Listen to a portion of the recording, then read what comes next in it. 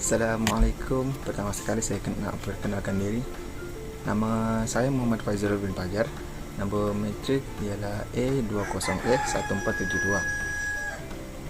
Untuk pembentangan kali ini saya telah memilih tajuk iaitu bab 2, iaitu memahami keperluan matlamat dan motivasi pengguna.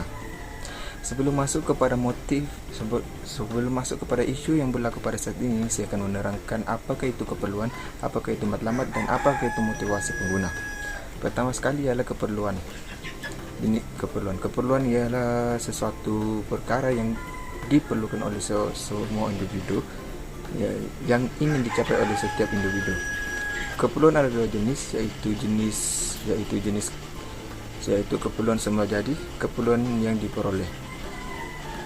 Keperluan semula jadi ialah keperluan fisiologi ataupun dipanggil biogenik yang dianggap keperluan atau motif utama.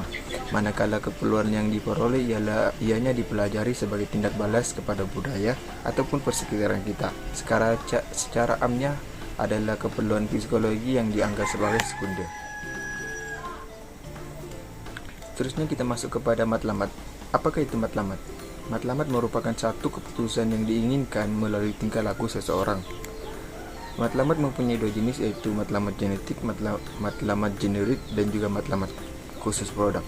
Matlamat generik ini adalah matlamat yang dilihat oleh pengguna sebagai cara untuk memenuhi keperluan mereka.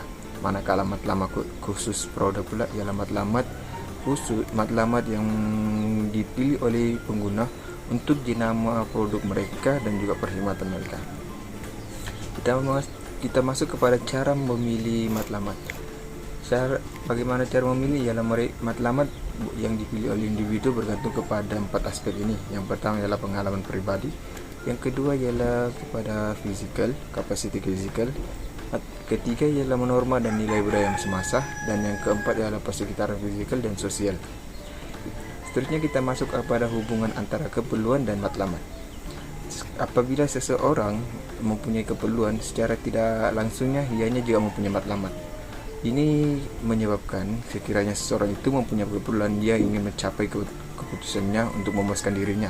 Ini juga secara tidak langsung, apabila ianya dapat mencapai keperluannya, dia juga secara tidak langsung dapat memenuhi matlamat yang dia inginkan.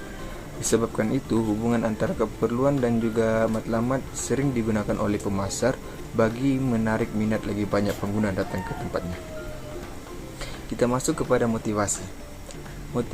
Apakah motivasi? Motivasi ini ialah merupakan keinginan yang keras ataupun semangat yang kuat pada diri seseorang untuk mendapatkan keperluan yang diinginkan. Sebagai contohnya, apabila seorang pengguna menyadari bahwa ia mempunyai keperluan yang diinginkan, seorang pengguna juga haruslah mengetahui berapa besarkah atau berapa pentingkah keperluan itu kepada dirinya.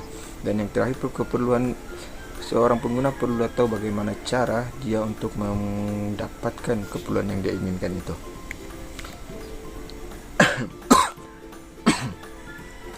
Masuk kepada perbezaan antara motivasi dan keperluan. Motivasi, apakah itu motivasi? Motivasi adalah sesuatu perkara yang menggerakkan seseorang untuk melakukan sesuatu tindakan yang mereka inginkan sekiranya ada sesuatu perkara yang menghalang mereka untuk mendapat keperluan mereka. Cara singkatnya ialah motivasi ini merupakan satu perkara yang mendorong seseorang untuk mendapatkan apa yang mereka inginkan. Manakala keperluan pula ialah sesuatu perkara yang diinginkan oleh semua pengguna ataupun individu yang diinginkan untuk memuaskan diri. Bagi seorang pemasar, mereka tidak menciptakan keperluan, tetapi mereka membuat pengguna sadar akan keperluan yang mereka inginkan. Sekarang kita masuk kepada perbezaan antara motivasi dan matlamat. Seperti mana yang kita ketahui, motivasi merupakan perkara yang mendorong seseorang untuk melaksanakan sesuatu yang mereka inginkan. Manakala matlamat pula ialah yang lebih tertumpu ke arah tingkah laku yang perlu dipilih oleh seorang individu untuk memenuhi matlamat mereka. Oke, setelah kita memahami apakah itu keperluan, apakah itu matlamat dan motivasi, kita masuk kepada isu. Kita kaitkan tajuk ini dengan isu yang berlaku pada saat ini. Isu yang saya telah pilih ialah isu mengenai tentang sektor ekonomi negara yang merosot. Pada saat ini, penularan pandemi COVID-19 semakin meluas di setiap dunia, termasuk di negara kita. Disebabkan itu, pihak berkuasa telah mengambil langkah, yaitu langkah kawalan pergerakan PKP untuk mengelakkan penularan ini berlaku. Namun disebabkan pelaksanaan PKP ini, banyak peniaga-peniaga di negara kita telah diarahkan untuk tutup bagi mengelakkan penularan COVID ini. Selain itu, disebabkan penutupan peniagaan ini, kebanyakan industri di negara kita merosot. Bukan industri saja, tetapi negara kita juga mengalami kerugian akibat kurangnya berlaku putaran uang yang berlaku di dalam negara kita. Ini juga memberi kesan yang sangat kuat kepada industri-industri kecil karena mereka sukar untuk mendapatkan keperluan mereka. Seharusnya ialah keperluan susah akibat dari pelaksanaan PKP ini, masyarakat kita sukar untuk mendapatkan keperluan yang mereka inginkan. Disebabkan banyak peniaga tutup, mereka sukar untuk mendapatkan keperluan yang mereka inginkan, seperti keperluan rumah, keperluan pribadi mereka.